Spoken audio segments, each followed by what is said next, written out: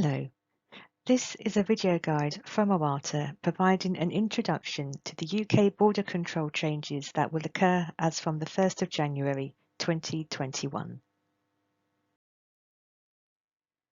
On the 1st of January 2021, the UK's transition period ends. The UK's departure from the EU single market and customs union means the end of free movement of goods between the UK and EU. A full external border between the UK and EU will exist, resulting in border control changes on the movement of goods. Some of these changes will affect all goods, and this is known as the core model. Other changes relate only to specific goods, and these are known as additional requirements. To assist businesses, the UK government will bring these changes in via 3 stages, which will occur on the 1st of January, the 1st of April, and the 1st of July 2021. Please note that HMRC controlled goods from the EU will be exempt from this staged approach. Some of these changes relate to requirements from Her Majesty's Revenue and Customs, whilst others relate to plant and animal health and goods subject to international agreements such as CITES. From the 1st of January, the EU member states will be treated by the UK as rest of the world countries, that is, third countries.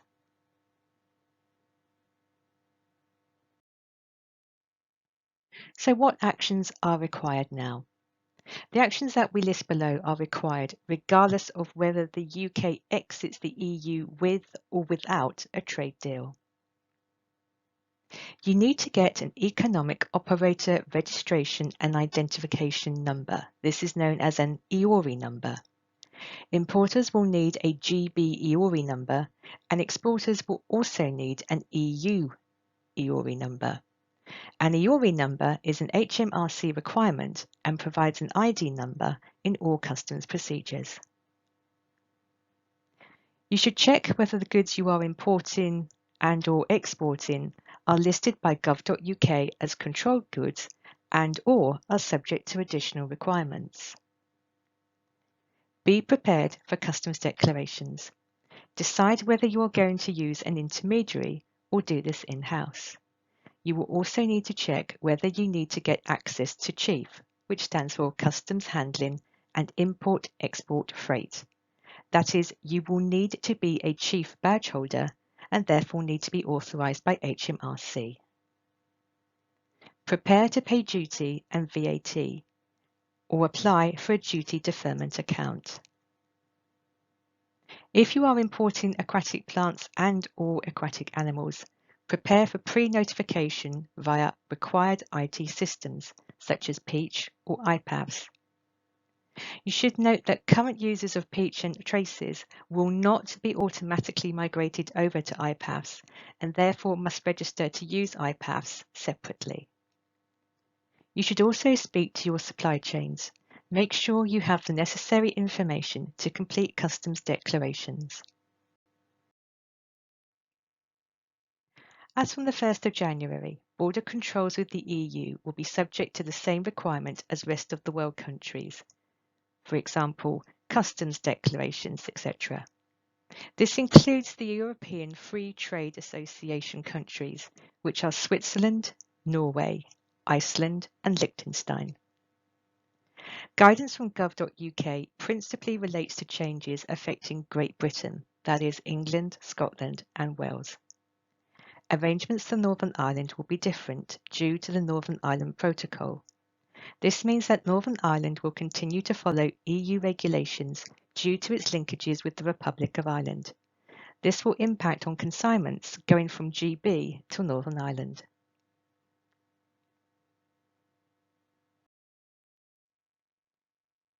The new GB border controls will result in new infrastructure being required at existing points of entry, for example, border control posts, to cope with the additional consignments arriving from the EU. To give BCPs time to implement the necessary infrastructure, temporary measures are being implemented between the 1st of January until the end of June to allow certain goods from the EU, such as plants, aquatic animals, to go straight to a registered first place of destination, which has been referred to as a POD, in addition to entering via established routes. Gov.uk lists 38 border control posts. Of these 38, 22 are seaports and 16 are airports. None of the seaports currently accept live animals. Only 4 airport BCPs accept live fish. These are Edinburgh, Gatwick, Heathrow and Manchester. You should refer to our separate guide in relation to CITES for their designated points of entry. In addition to the current BCPs, a number of inland sites will also provide facilities. These will be in relation to Common Transit Convention, ATA Carnet, and CITES permit wet stamping for relevant goods. These inland sites will be located at Ebbsfleet International Station near Dartford, Kent, North Weald Airfield near Epping Forest, Seventon Ashford, and Warrington. Waterbrook Ashford is under consideration to provide ATA and CTC processes. A further multifunctional inland site is being considered to be located near Dover, and further sites may be proposed for Scotland and Wales. So what are considered controlled goods? The list of controlled goods are given in Annex C of the UK Border Operating Model on pages 230 to 237, and you need to know that these goods are exempt from the staged approach. The list given below should not be treated as the full list, but rather an indication of the list which HMRC consider to be controlled goods. Of note to the ornamental aquatic industry are endangered species, such as CITES listed animals and plants and their products.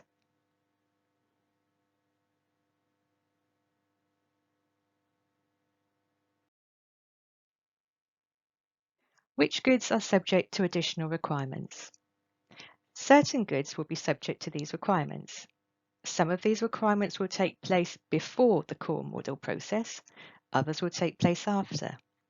Examples of additional requirements include pre-notification, special certifications, entering GB via specific locations, undergoing additional checks at or near the border, or at the first place of destination. Those goods which are subject to these additional requirements and are of relevance to the ornamental aquatic industry are goods covered by international conventions commitments such as CITES, and goods which are subject to sanitary and phytosanitary controls, for example, animal products, byproducts and of animal origin, live aquatic animals, plants and plant products. The requirements in relation to aquatic plants, ornamental aquatic animals, and CITES listed species will be covered in separate OATA video guides.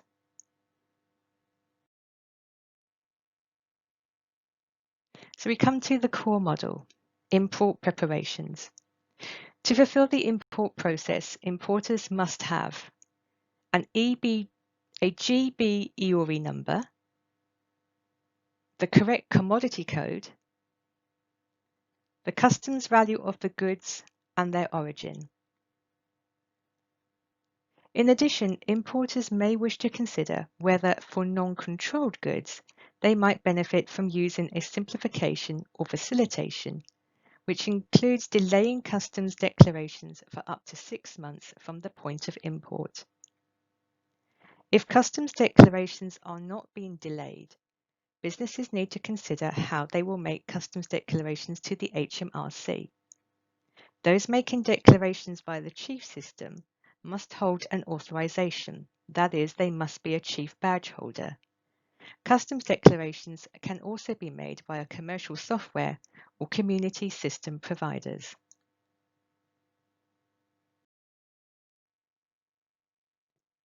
The core model, customs declarations, stage 1, that is the 1st of January. In relation to controlled goods, full customs declarations must be made. Authorised businesses can use the simplified customs declaration procedures, and such goods are not eligible for delayed declarations. Additional requirements will be required for specific goods, for example, plants, live aquatic animals, and cited listed species. For non-controlled goods, businesses will have two options, which are using delayed declarations. This is where the business keeps its own commercial records on point of entry, with a supplementary declaration submitted to HMRC within 6 months of the point of import, subject to certain criteria being met. The other option is to make a full customs declaration.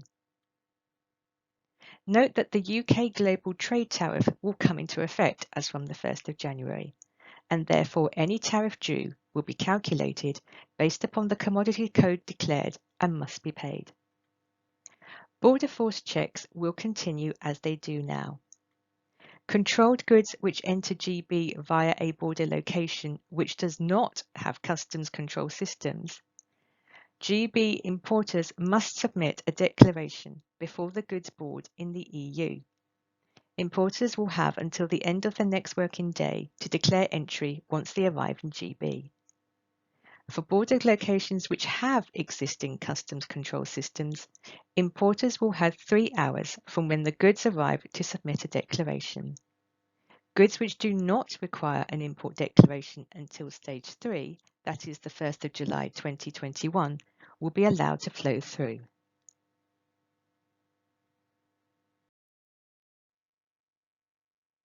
The simplified customs declarations for imports. For businesses moving controlled goods, such authorized businesses may be able to use simplified customs declarations for imports in order to reduce the process requirements at the border. Authorization to use this process depends upon certain criteria being met, for example, having a good compliance record. There will be two options for simplified customs declarations for imports.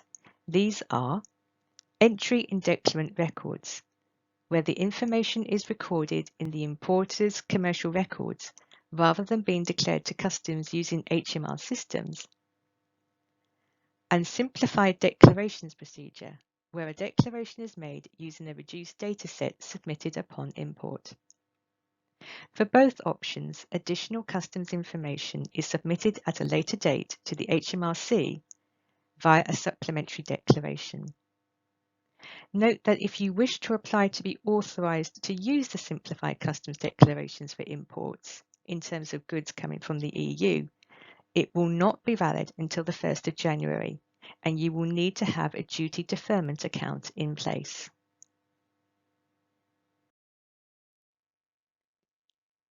Payment of duty and VAT as from the 1st of January. Goods will be subject to the UK global tariff, and therefore import duties will need to be paid on EU goods. They will also be subject to VAT being levied at the same rate and structure as applied to goods coming in from the rest of the world. The tariff will be calculated based upon the commodity code submitted on the customs declaration. Businesses who import regularly might benefit from applying for a duty deferment account, a DDA. This enables holders to pay customs charges, excise VAT, and import VAT once a month by direct debit instead of per consignment. Applicants need to be authorised by HMRC and have a deferment account number. UK VAT registered traders who are authorised to use the simplified customs declarations process to import non-controlled goods must account for import VAT by using postponed VAT accounting. Those who do not use delayed declarations are able to use postponed VAT accounting when importing non-controlled or controlled goods. Those who do use delayed declarations must use postponed VAT accounting and will need to account for import VAT on their periodic VAT returns.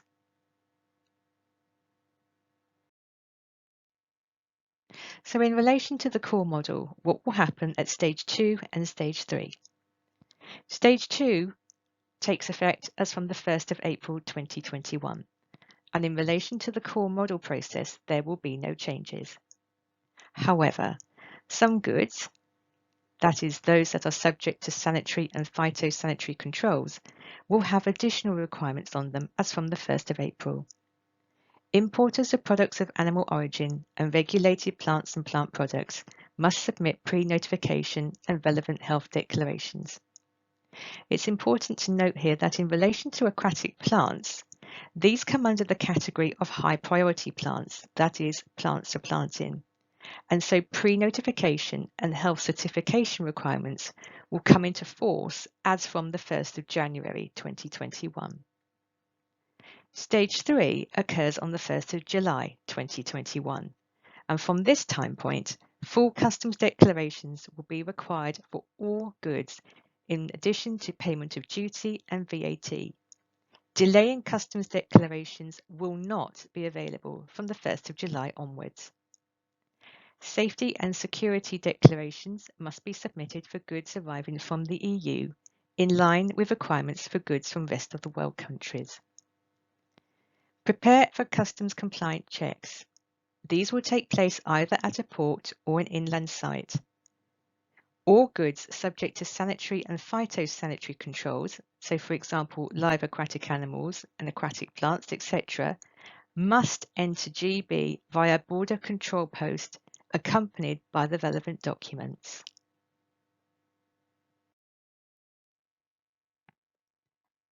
What changes will apply to exports from GB to the EU as from the 1st of January 2021? It should be noted that these changes will apply to GB, that is England, Scotland and Wales. Separate guidance will be issued by gov.uk in relation to Northern Ireland, but you should be aware that in accordance with the Northern Ireland Protocol, Northern Ireland will be required to align to EU regulations due to its linkages with the Republic of Ireland. This is likely to mean that export requirements from GB to Northern Ireland will be stricter. So for example, plant exports from GB to Northern Ireland will need to be accompanied by a phytosanitary certificate. As from the 1st of January, GB businesses who wish to export to the EU will need to follow the core model, which for exports is export preparations, UK customs declarations, and UK safety and security declarations. To GB exports, export preparations.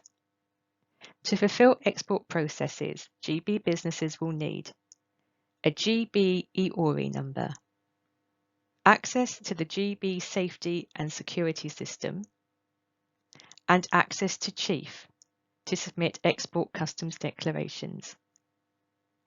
Businesses will need to check the rules and restrictions, taxes and customs declarations required by the country that they are exporting to, and gov.uk has provided a tool which can be accessed via the link provided here.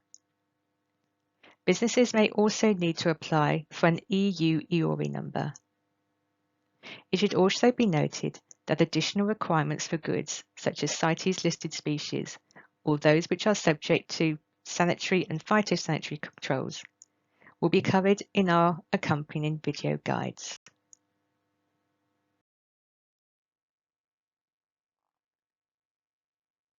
UK customs and safety and security declarations. In relation to exports, a UK customs declaration will be required. These can be submitted through an intermediary agent, through the National Export System, or other commercial software. An EU customs declaration will be required for goods moving from the UK to the EU.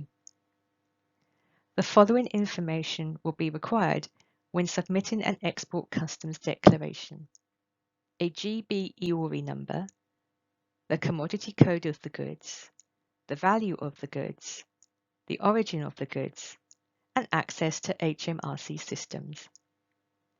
A simplified declaration procedures will also be available. Between the 1st of January until the end of June, and as from the 1st of July 2021, there will be transport options available. It is beyond the scope of this presentation to list them, but full details can be found on pages 142 to 143 of the UK Border Operating Model Guidance as issued by gov.uk. All exports will be subject to UK safety and security declarations as from the 1st of January. This will require information on the consignor, the consignee, goods description, the route that the goods will take, country by country, location of the goods and customs office of departure. A GB EORI number will also be required.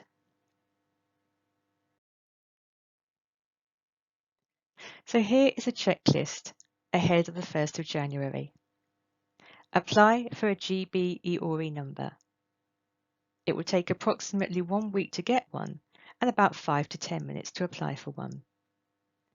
Decide whether you will be completing customs declarations yourself or use an intermediary. Apply for a duty deferment account if this would benefit those who import regularly, are authorised by HMRC and hold a deferment account number. Prepare to pay account for VAT on imported goods. Check the list of controlled goods and make sure you know which goods are also subject to additional requirements. Ensure drivers have correct international driving permits and that they are aware of their requirements. Register for systems such as Chief and additional systems in relation to animal or plant health such as IPAPS. Check whether the UK Border Control Post or point of entry can accept the goods that you wish to import or export from or to the EU. And remember to speak to your supply chain.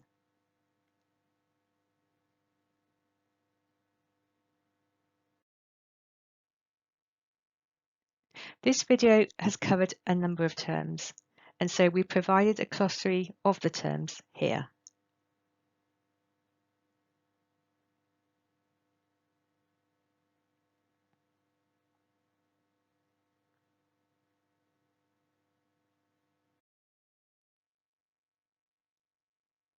This guide is intended as a brief summary introduction only.